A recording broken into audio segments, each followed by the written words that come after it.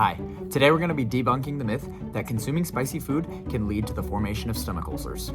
Spicy food is a delicacy in many cultures, but the burning sensation it can bring to one's stomach and mouth after consuming has led to the belief that it can be used in the formation of stomach ulcers. The scientist that originally uncovered how these holes in the stomach formed was Barry Marshall. Barry Marshall was a medical student in the early 1980s that biopsied numerous patients' stomachs that had peptic ulcers. Within these biopsies, Barry Marshall found that there was a common bacteria, a spiral-shaped bacteria named Helicobacter pylori, that was found in each sample taken from someone with a peptic ulcer. Marshall's view on the formation of peptic ulcers was very unorthodox for his time. Most physicians in his day believed that peptic ulcers were caused by stress of the individuals who presented with them. To test the causation of the correlation Marshall had found with the bacteria, he used a biopsy of someone with a peptic ulcer and consumed a broth made with the bacteria he had found.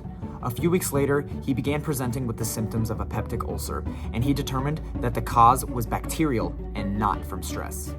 Following Marshall's discovery that the cause of peptic ulcers was bacterial and not stress, scientists raced to determine the cellular mechanisms used by H. pylori to colonize the gastrointestinal epithelia. The three mechanisms used by H. pylori to create a peptic ulcer include cell motility, the production of urease, and adhesin proteins. H. pylori uses its flagella to move away from the more acidic areas of the stomach to prevent breakdown from the strength of the stomach acid.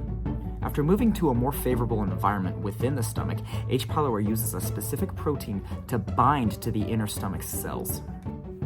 After binding to the inner epithelial wall of the stomach, H. pylori secretes an enzyme called urease. Urease breaks down the urea and the stomach acid into carbon dioxide and ammonia. Carbon dioxide and ammonia are basic and create a more favorable environment for the bacteria to survive and further colonize the inner epithelia of the stomach. The pain in the upper abdominal region associated with a peptic ulcer is caused by stomach acid leaking into the perforation made by H. pylori, the immune system's response of inflammation to the bacteria, and the neuropathic pain caused by damage to nerve endings within the stomach. These symptoms can be exaggerated by the consumption of spicy food, which is likely what led to the myth that spicy food itself could cause a peptic ulcer. This is capsaicin. This is the biological molecule responsible for the taste of spice. It is an agonist for the TRPV1 receptor, which is a pain receptor located in the tongue and in the stomach. When capsaicin is consumed and available within the body, it allows the TRPV1 receptor to send an influx of calcium and sodium ions into the cell, releasing numerous neurotransmitters to give the sensation of pain. In this experiment, to understand the effects of capsaicin, researchers introduced the biological molecule within the stomachs of the participants without having them taste it.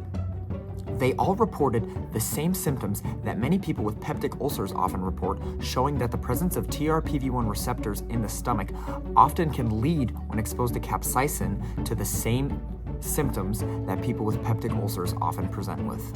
This strong overlap in the symptoms of those exposed just to capsaicin and those with stomach ulcers is likely what contributes to the idea that spicy food itself can cause peptic ulcer. While this myth might make you believe that capsaicin is a dangerous biological molecule that should be avoided, capsaicin actually has shown many therapeutic and remedial uses throughout biological research. It is used as a musculoskeletal remedy in creams and topical ointments. It has been used to cure the sore throats in people coming out of the operating room. It has some neuropathic and nerve pain reduction uses, and it also has shown some protective factors for certain gastrointestinal conditions. Because H. pylori is a bacterial infection, the primary method of treatment is with antibiotics. In modern medicine, one of the biggest problems we have is antibiotic resistance. It is estimated that about 4.4 billion, or about half of the world's population, has H. pylori within their gut microbiome. This has made the antibiotic fight against H. pylori very difficult.